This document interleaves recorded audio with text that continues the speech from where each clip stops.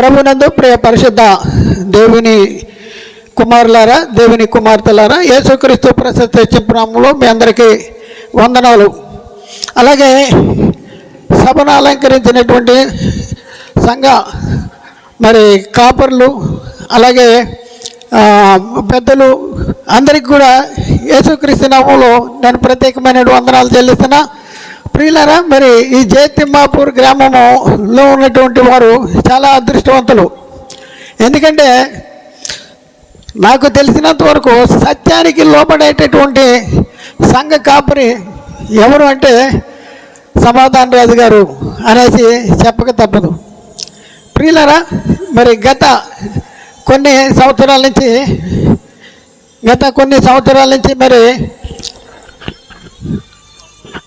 అద్భుతమైనటువంటి సంగతులు నేర్చుకుని ప్రకటించడంలో సమాధాన రాజు గారు ముందుకెళ్తున్నారు. అదే రీతిలో ఈ సభలో గత 2 రోజులు కూడా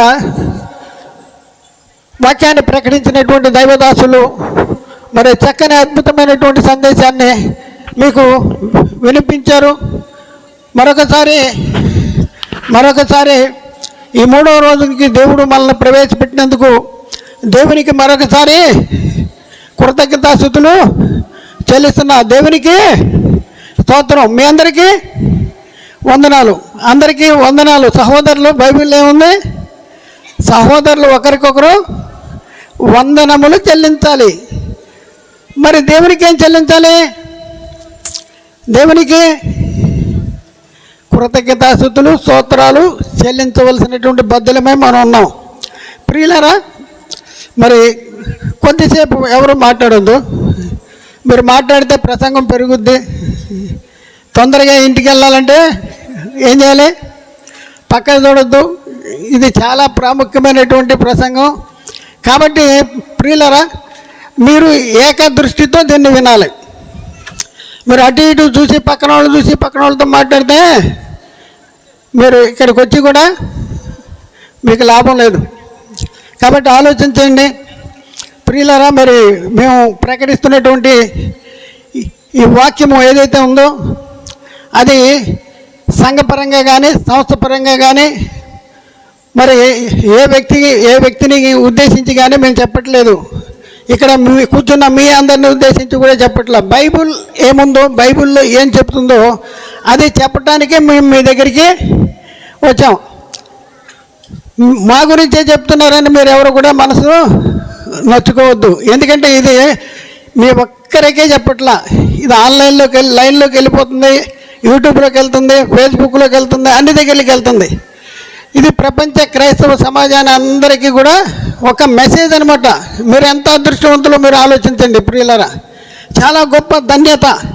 ప్రియులారా, ఈరోజు మనము నేర్చుకునే అంశము దేవుని లెక్క సంపూర్ణతలో నీ పాత్ర ఏమిటి? దేవుని లెక్క సంపూర్ణతలో నీ పాత్ర ఏంటి? నీ పాత్ర ఏంటి?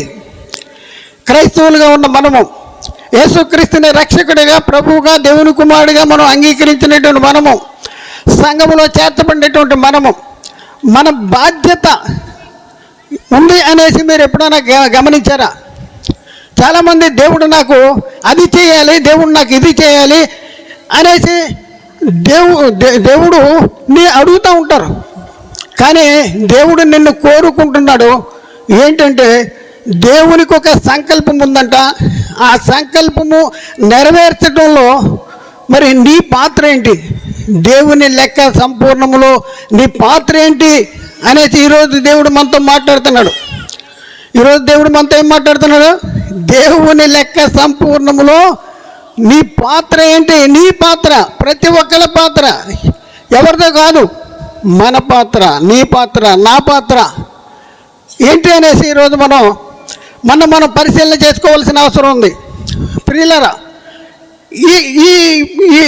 ఈరోజు మనము అద్భుతమైనటువంటి సంగతులు నేర్చుకోబోతున్నాం. ఒకటేంటంటే, దేవుని లెక్క సంపూర్ణం అవటం అంటే అర్థం ఏంటి? దేవుని లెక్క సంపూర్ణం అవటం అంటే అర్థం ఏంటి? దేవుని లెక్క ఎప్పుడు సంపూర్ణమవుద్ది? అలాగే 3వ పాయింట్ ఏంటంటే, దేవుని లెక్క సంపూర్ణం అవటానికి దేవుని ప్రణాళిక ఏంటి? ఏం ప్రణాళిక వేశాడు ఏంటి? అసలు దేవుని ప్రణాళిక ఏంటి? ఆ దేవుని ప్రణాళికలో, దేవుని లెక్కలో మరి సంపూర్ణం అవటం అంటే అర్థం ఏంటి? అంటే దేవుని ప్రణాళిక ఏంటి? అలాగే దేవుని లెక్క సంపూర్ణం అవటానికి మరి అపవాది కూడా వాడు పనిచేస్తున్నాడు అవ్వకుండా ఉండటానికి. దేవుని లెక్క సంపూర్ణము అవ్వకుండా ఉండటానికి వాడు కూడా ప్రయత్నం చేస్తున్నాడు. అయితే దేవుని లెక్క సంపూర్ణం అవ్వకుండా ఉండటానికి అపవాది ఎందుకు ప్రయత్నం చేస్తున్నాడు ఏంటి? ఇది కూడా మనం ఆలోచించాలి. అపవాది గర్జించు సింహములు ఎవరిని మింగుతున్నానే మీ దగ్గరికి దిగి వచ్చిన్నాడంటే, ఎందుకంటే వాడి సమయం కొంచెమని తెలిసిపోయింది. ఆ సమయం ఇంకా కొంచెం తగ్గించాలంటే మీ పాత్ర ఉంది. ఇంకా మనం ప్రియులరా, దేవుని లెక్క సంపూర్ణం అయితే ఏం జరుగుద్ది? దేవుని లెక్క సంపూర్ణమైందనుకో ఏం జరుగుద్ది? దేవుని లెక్క సంపూర్ణములో నీ పాత్ర ఏంటి? ఇది ఈరోజు మనం తెలుసుకుంటానికి ప్రయత్నం చేద్దాం ప్రియులరా. ఇంకా మనం పరిశీలన చేస్తే ప్రియులరా, మరి మానవుని ఎడల దేవుని లెక్క సంపూర్ణం అవటం అంటే అర్థమేంటి? ఈ వచనం బైబిల్లో ఎక్కడైనా ఉందా? బైబిల్లో ఉన్నదే చెప్తున్నారా? మనం ఎప్పుడైనా విన్నామా? ఒకసారి ఆలోచించండి. దేవుని లెక్క సంపూర్ణం అవటంలో మన పాత్ర ఏంటి చూద్దాం. వచనాన్ని చూద్దాం. ప్రకటన గ్రంథంలో 6వ అధ్యాయము 9వ వచనము నుండి 11వ వచనం వరకు మనం చూద్దాం ప్రియులరా. ఆయన 5వ ముద్ర విప్పినప్పుడు దేవుని వాక్యము నిమిత్తమును తాము ఇచ్చిన సాక్ష్యము నిమిత్తమును వధింపబడిన వారి ఆత్మలను బలిపీఠము కింద చూచితిని అంటాడు. చూడండి, ఇంకా చెప్తా. అయితే ఈ వచనం ప్రకారం యేసుక్రీస్తు బలి అయిపోయింది. అక్కడ బలిపీఠం అంటే అర్థం ఏంటి? బలిపీఠం కింద చూచితిని అంటాడు. బలిపీఠం అంటే ఏంటి మనకు అర్థం అవ్వాలి. ఆలోచించండి. మోసే పీఠం అంటే అర్థమవుతుందా? మోసే పీఠం అంటే ధర్మశాస్త్రం. మరి బలిపీఠం అంటే, క్రీస్తు పీఠం అంటే క్రీస్తు న్యాయ చట్టము, కొత్త నిబంధన. మోసే పీఠం అంటే మోసే ధర్మశాస్త్రం. మరి బలిపీఠము అంటే అర్థం ఏంటి? అంటే యేసుక్రీస్తు బలి అయిపోయాడు, మన కోసము బలి అయిపోయాడు. పాపమని ఆయన మన కోసము పాపముగా చేయబడ్డాడు. ఎక్కడ చేయబడ్డాడు? ఎక్కడ? పరలోకంలోనా, పాతాళంలోనా, ఆకాశంలోనా, భూమి మీద? ఎక్కడ ఆయన సిలువ వేశారు? భూమి మీదనా? అందుకనే ఇక్కడ చెప్తున్నాడు బలిపీఠం అంటే భూమి భూమి భూమి అంటున్నాడు. బలిపీఠం కింద చూచితిని అనేసి అంటున్నాడు. ఇంకా 10వ వచనం చూద్దాం ప్రియులరా. 10వ వచనం, ఎక్కడ వాళ్ళు? బలిపీఠం కింద ఉన్నవాళ్ళు అంటే భూమి యొక్క క్రింది భాగంలో ఉన్నటువంటి వాళ్ళు. వారు నాదా సత్యస్వరూపి పరిశుద్ధుడా, ఎందాక తీర్పు తీర్చకయు మా రక్తము నిమిత్తము భూ నివాసులకు ప్రతిదండన చేయక ఉండు అని బిగ్గరగా కేకలు వేశారు. చూద్దాం పురిలారా ఈ వచనాన్ని గురించి. ఈ వచనము గురించి మనం ఆలోచిస్తే ఈ బలిపీఠం కింద ఉన్నవారు ఏమంటున్నారంటే, ఎందాక తీర్పు తీర్చకుండా ఉంటాం. ఎవరికి తీర్పు తీర్చాలంట? మా రక్తము నిమిత్తము భూ నివాసులకు ప్రతిదండన చేసేయి అని అంటున్నారు. ప్రతిదండన చేయాలంట భూనివాసులకి. ఎక్కడున్న వాళ్ళు వీళ్ళు మాట్లాడుతున్నారు? భూమి యొక్క క్రింది భాగము, బలిపీఠము, భూమి యొక్క క్రింది భాగంలో ఉన్నటువంటి వాళ్ళు. చూద్దాం ప్రియులారా, ఇంకా మనం ముందుకెళ్దాం. 11వ వచనం చూద్దాం. తెల్లని వస్త్రము వారిలో ప్రతి వానికి ఇయ్యబడెను, మరియు వారి వలననే చంపబడబో వారి యొక్కయు సహదాసుల యొక్కయు సహోదరుల యొక్కయు లెక్క పూర్తి అయ్యే వరకు ఇంకా కొంచెం కాలము విశ్రమింపవలనని వారితో చెప్పబడెను. చూడండి ఇక్కడ ఏమంటే తెల్లని వస్త్రము వారికి ఇవ్వబడిందంట. ఈ బలిపీఠం కింద ఉన్న వాళ్ళు భూనివాసులకు ప్రతిదండన చేయి అని అంటున్న వాళ్ళు ఎలాంటి వస్త్రాలు ధరించుకున్నారంట? తెల్లని వస్త్రాలు. అంటే పరిశుద్ధులు వాళ్ళు. అంటే పరిశుద్ధులు అంటే ఎక్కడున్న వాళ్ళు? వీళ్ళు భూమి మీద నీతిమంతులుగా జీవించి పరదేశంలో ఉన్నటువంటి వాళ్ళు, భూమి క్రింద ఉన్నవాళ్ళు, భూమి యొక్క పై భాగాలు అంటే ఈ ఆకాశ విశాలం దాటి పైకి వెళ్తే పరలోకం వస్తుంది. అదే భూమికి కింద ఆకాశ విశాలాన్ని దాటి కిందకి వెళ్తే పాతాళలోకం వస్తుంది. అంటే భూమి యొక్క కింది భాగంలో ఏ లోకం ఉంది? పాతాళలోకం. పాతాళలోకంలో రెండు భాగాలు ఉన్నాయి. ఒకటి వేదనకరమైన స్థలము, రెండు నెమ్మది పొందేటటువంటి స్థలము. దాన్నే ఈ నెమ్మది పొందే స్థలాన్ని పరదేశం అంటారు. ఈ పరదేశంలో ఉన్న వాళ్ళు ఎలా ఉన్నారంట? వాళ్ళకి ఏమి ఇవ్వబడింది? తెల్లని వస్త్రం. పరిశుద్ధులు వాళ్ళు, నీతిమంతులు, దేవుని వాక్యము నిమిత్తము తాము ఇచ్చిన సాక్ష్యము నిమిత్తము వధించబడిన వారి ఆత్మల్ని చూచాను అంటాడు. అయితే వాళ్ళకు ఒక సమాధానం చెప్పబడింది. వాళ్ళకి సమాధానం వచ్చింది ఏంటంటే, వారి వలనను చంపబడు వారి యొక్కయు సహోదరుల యొక్కయు సహదాసుల యొక్కయు లెక్క పూర్తి అయ్యే వరకు ఇంకా కొంత కాలము విశ్రమించాలి. లెక్క పూర్తి అవ్వలేదు, ఇంకా కొంతమంది రావాలి అని అంటున్నారు. అయితే ప్రియులరా, ఏమిటి లెక్క? ఈ లెక్క ఎప్పుడు పూర్తవుద్ది అంటే, యేసుక్రీస్తు రెండోసారి వచ్చినప్పుడు ఏం జరుగుద్ది?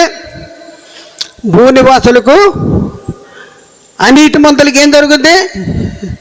ప్రతిదండన జరుగుద్ది. యేసుక్రీస్తు ఈ లోకానికి వచ్చినప్పుడు భూనివాసులకి ప్రతిదండన జరుగుద్ది.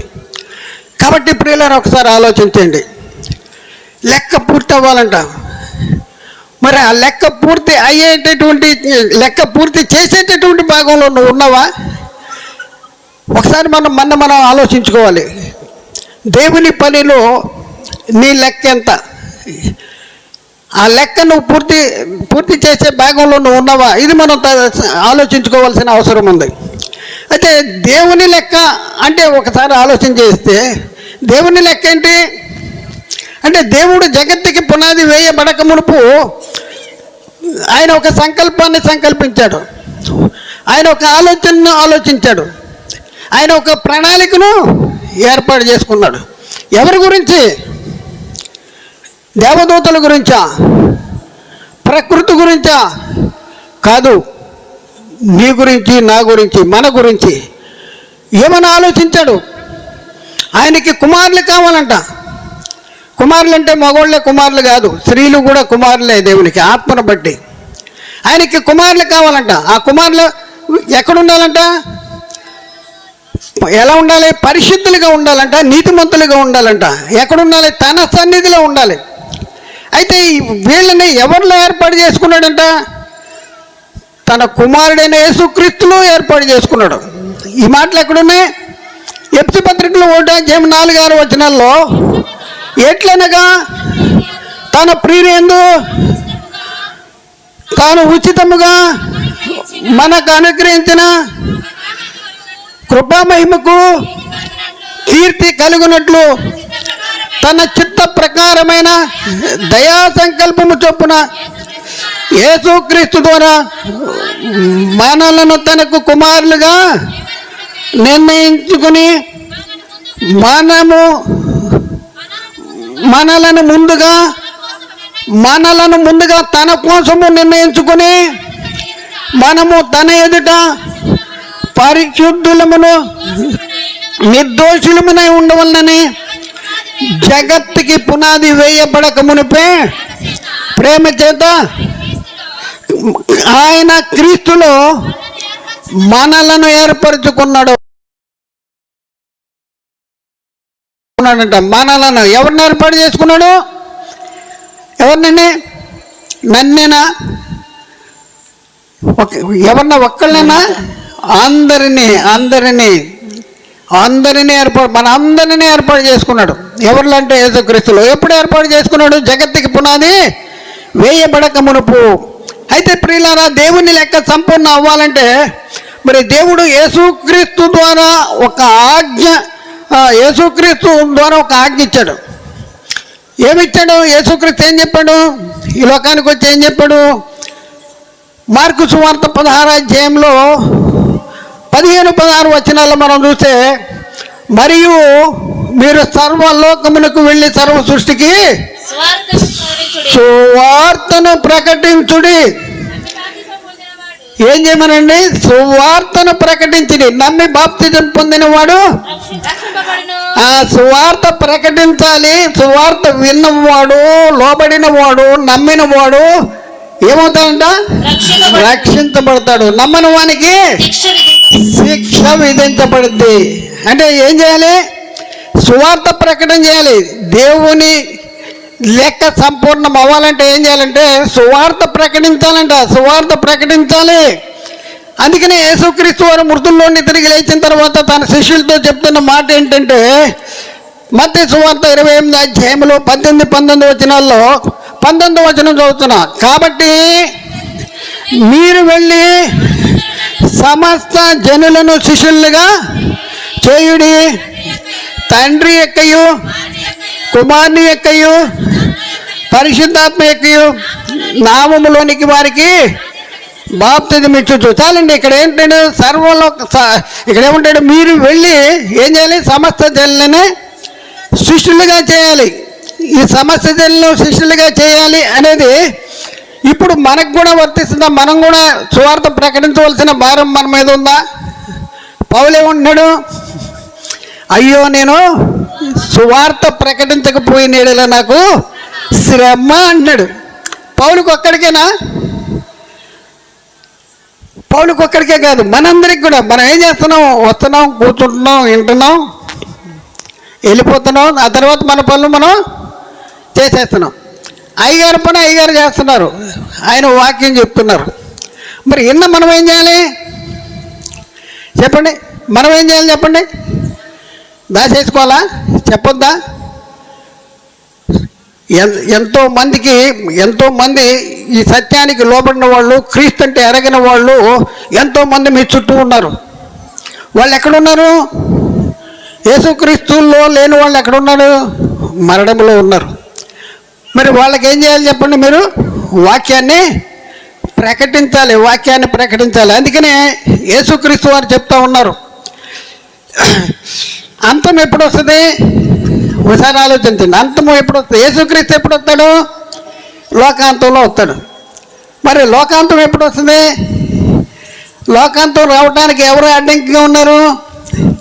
ఎవరు అడ్డుబండలుగా ఉన్నారు? అంటే మనమే. యేసుక్రీస్తు రావడానికి అడ్డుబండలు మనమే. ఎందుకంటే యేసుక్రీస్తు వారు మాట చెప్పాడు మత్తయి సువార్తలో 24వ అధ్యాయము 14వ వచనం. 24వ అధ్యాయము 14వ వచనం. అక్కడ ఏముందంటే, మరియు ఈ రాజ్య సువార్త సకల జనములకును సాక్షార్థమై లోకమందంతటను ప్రకటించబడును. అటు తరువాత అంతము వచ్చును. అంటే అంతం ఎప్పుడు వస్తుంది? యేసుక్రీస్తు రెండోసారి వచ్చినప్పుడు లోకాంతం జరుగుద్ది. మరి ఈ అంతం రావాలంటే, ఈ అంతం వచ్చినప్పుడు వాళ్ళు ఏమంటున్నారు? నాదా సత్య స్వరూపి పరిశుద్ధుడు ఎందాక తీర్పు తీర్చకు, మా రక్తము నిమిత్తము భూనివాసులకు ప్రతిదండం చేయకును అని వారు బిగ్గరగా కాకవేస్తే వాళ్ళకి ఏం చెప్తుంది? మరియు వారి వలనే చంపబడు వారి ఎక్కయో సహోదరులు ఎక్కయో లెక్క పూర్తి అవ్వాలంట. లెక్క పూర్తయినప్పుడు యేసుక్రీస్తు వస్తాడు. అలాగే ఈ వచనంలో మనం చూసుకుంటే లెక్క పూర్తి అవ్వాలంటే ఏం చేయాలంటే, ఈ రాజ్య సువార్త సకల జనులకు సాక్షాత్మే లోకమందంటున్నా ప్రకటించబడాలి. ప్రకటిస్తున్నారా లేదా? ప్రకటించకపోతే, మీరు ప్రకటించకపోతే, మనము ప్రకటించకపోతే క్రీస్తు రెండవ రాకడ వస్తుందా? లోకమందంతటా ప్రకటించబడాలి. సాక్షాత్మే. వాళ్ళు నమ్ముతారా నమ్మరా నీకు అనవసరం. మీరేం చెప్పాలి? యేసుక్రీస్తు దేవుని కుమారుడు, యేసుక్రీస్తు రక్షకుడు, యేసుక్రీస్తు ప్రభు, తండ్రి అయిన దేవుడు యేసుక్రీస్తుని లోకానికి పంపించాడు అని మీరేం చెప్పాలి? మీరేం చేయాలి? చెప్పాలి. చెప్తున్నారా? ఒకసారి ఆలోచింది. రోజుకి మీరు ఎంతమందితో కలుస్తున్నారు? ఎంతమంది మిమ్మల్ని కలుస్తున్నారు? చెప్పగలుగుతున్నారా? అయ్యగారు ఒక్కలే చెప్తారా? ఒక్కలే చెప్పమనుందా? అందరూ చెప్పాలా?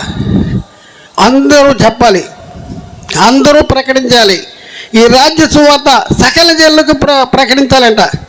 అయితే ప్రియులారా, సకల జనులకు సాక్షాత్మై లోకమందంతటా ఏం జరగాలి? సువార్త ప్రకటన చేయాలి. సువార్త ప్రకటన చేయాలంటే మనం ఏం చేయాలి? సర్వజనులకు, సర్వ సృష్టికి వెళ్ళి సర్వజనులకి సువార్త ప్రకటించాలి. అప్పుడే ఏముంది? యేసుక్రీస్తు రెండోసారి వస్తాడు. అప్పుడు ఏమవుద్ది? లెక్క పూర్తవుద్ది. యేసుక్రీస్తు రెండోసారి వస్తాడు. కాబట్టి ప్రియులారా, ఒకసారి ఆలోచించండి. క్రీస్తు రెండవసారి వచ్చినప్పుడే ఏం జరుగుద్ది? బలిపీఠం కింద ఉన్నటువంటి వాళ్ళు లెగుస్తారు, వాళ్ళు లేపబడతారు. అప్పటికి భూమి మీద నీతిమంతులుగా సజీవులుగా ఉన్నటువంటి వాళ్ళు వాళ్ళతో కలిసి ఏకముగా ప్రభువుని ఎదుర్కొంటూ ఆకాశ మండలానికి మేఘాల మీద కొనిపోబడతారు. అయితే ప్రియులారా, ఒకసారి ఆలోచించండి. సువార్త ప్రకటించబడాలి, ప్రకటించబడాలి, ప్రకటించబడాలి, ప్రకటించాలి.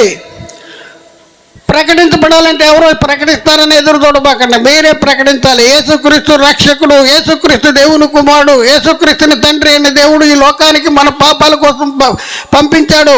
నా పాప కోసం, మన పాపాల కోసం యేసుక్రీస్తు సిలువలో రక్తాన్ని కార్చాడు. సిలువలో కార్చిన రక్తదారుల ద్వారా మన పాపాలు క్షమించబడినాయి. కాబట్టి యేసుక్రీస్తు దగ్గరికి వచ్చి క్రీస్తును రక్షకుడు, ప్రభువు, దేవుని కుమారుడు నమ్ముకుంటే మనకి పాప క్షమాపణ, రక్షణ, నిత్య జీవము, మహిమ, కృప, పరిశుద్ధత ఇవన్నీ కలుగుతాయని మీరు చెప్తున్నారా? ఇన్ని సంవత్సరాలైంది కదా మీరు బాప్తిదాలు తీసుకుని. ఎంతమంది చెప్తారు? మీ ద్వారా ఎంతమంది రక్షణలోకి వచ్చారు? వచ్చి కూర్చుని ఈయన వెళ్ళిపోవటం అనే మన పని. సంఘానికి వచ్చి కూర్చుని వెళ్ళిపోవటం అనే మన పని. 4 పాటలు పాడి 4 పైసలు డబ్బాలు వేసేసి వెళ్ళిపోవటం అనా? ఒకసారి ఆలోచించండి. మీకు బాధ్యత ఉంది, మీకు పని ఉంది. ఏంటి పని అంటే సువార్త ప్రకటించాలి. అయితే మనల్ని సువార్త ప్రకటించుకోకుండా చేసేవాడు ఎవరు అంటే సాతానుగాడే. సాతానుగాడండి. సాతాను ఏం చేస్తున్నాడు? సాతాను వెలుగుదూత వేషము ధరించుకుని ఉన్నాడు. వాని పరిచారకులకు, నీతి పరిచారకుల వేషము ధరింపజేశాడు. ఇది ఆశ్చర్యం కాదంట. సాతాను ఏం చేస్తున్నాడు? వెలుగుదూత వేషం ధరించుకొచ్చేసాడు. కాబట్టి సువార్తకు ఆటంకంగా వాడు మనల్ని మభ్య పెడుతున్నాడు, మనకి అబద్ధాన్ని చెప్తున్నాడు. అబద్ధాన్ని చెప్పి మన సత్యంలో నుంచి బయటికి తీసుకువెళ్తున్నాడు. ఒకసారి మనం పరిశీలన చేస్తే ప్రియులారా, మరి ఆదామవ్వలకి దేవుడు ఆజ్ఞ ఇచ్చాడా? ఆజ్ఞ ఇచ్చాడు. ఏమైనా ఆజ్ఞ ఇచ్చాడు? ఈ ఫలము తినదినమున నీవు నిశ్చయంగా చచ్చదవు అన్నాడు. తిన్నారా లేదా? తిన్నారు. ఎందుకు తిన్నారు? ఎవరు తినమన్నారు చెప్పండి? సాతానుగాడు తినమన్నాడు. సర్పము తన కుయుక్తి చేత, చూడండి పౌలు గారు చెప్తున్నారు 2 కొరింథీయులు 11వ అధ్యాయంలో 1 నుండి 4 వచనాలు అక్కడ చదివితే, దేవాసక్తితో మీ ఎడల ఆసక్తి కలిగి ఉన్నాను. ఎందుకనగా పవిత్రురాలైన కన్యకనుగా ఒక్కడే పురుషునికి అనగా క్రీస్తుకు సమర్పింపవలనని మిమ్మల్ని ప్రదానము చేసి తిని గాని సర్పము తన కుయుక్తి చేత, చూడండి, కుయుక్తి చేత అవ్వను ఒకప్పుడు మోసపరిచాడు. ఆ మోసపరిచినట్లు వాడు ఏం జరుపుతాడండి? మనస్సులను చెరుపుతాడు. మనస్సులను చెరపబడి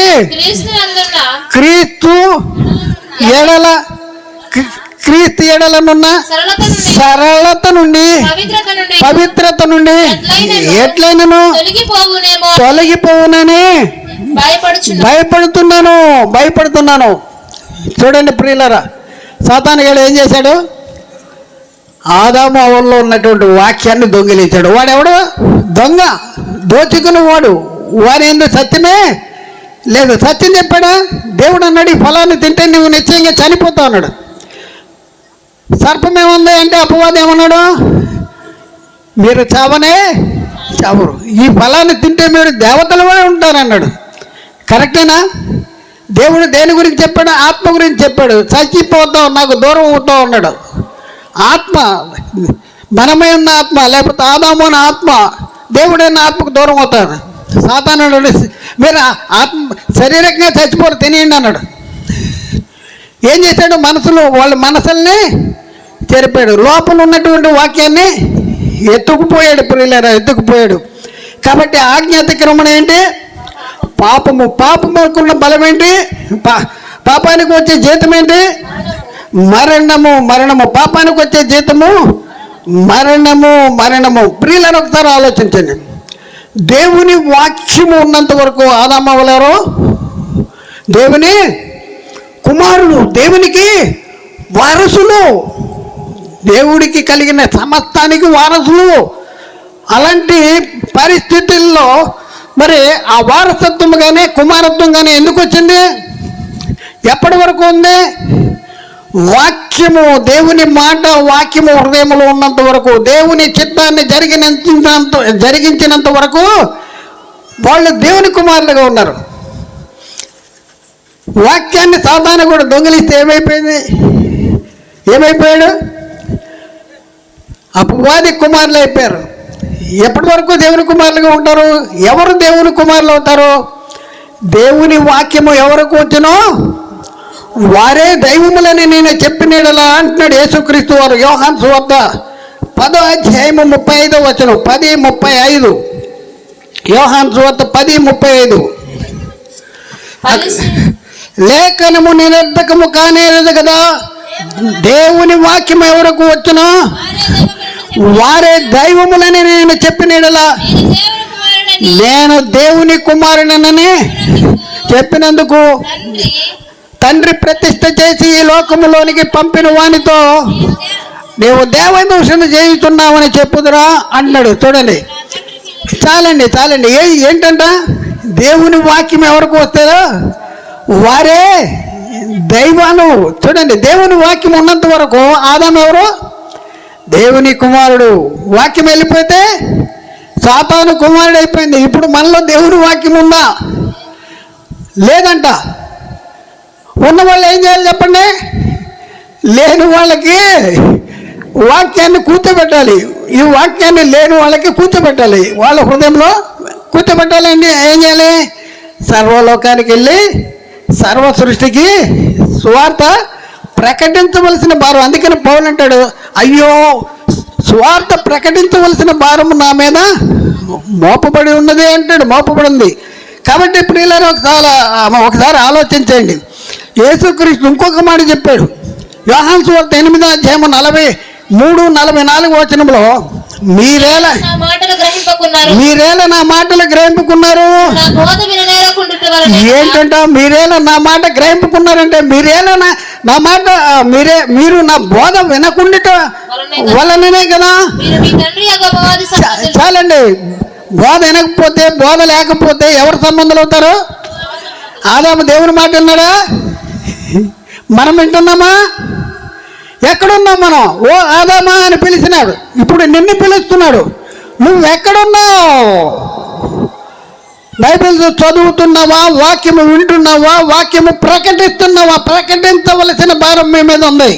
కాబట్టి ఆలోచించండి ప్రియులరా, ఆలోచించండి. అర్థం చేసుకుంటానికి ప్రయత్నం చేయండి ప్రియులరా. మరి ఎంతవరకు మనం సువార్తను ప్రకటిస్తున్నామో ఒకసారి ఆలోచించండి.